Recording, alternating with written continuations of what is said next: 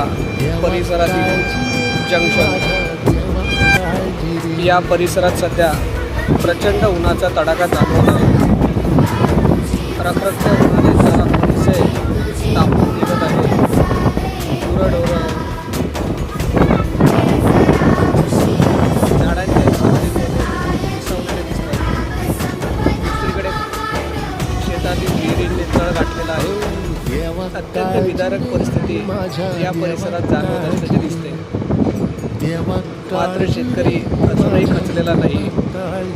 बोरच्या माध्यमातून तळाशी गाठलेला पाण्याचा थेंब गवसण्यासाठी त्याची धडपड सातत्याने चालू आहे. त्यामुळे मोठमोठ्या क्रेनच्या माध्यमातून शेतकरी विहीर खोदण्याचा प्रयत्न करत आहे आणि तळाशी असलेले पाणी पुन्हा एकदा आपल्या शेतात विसावण्यासाठी तो प्रयत्न करत आहे.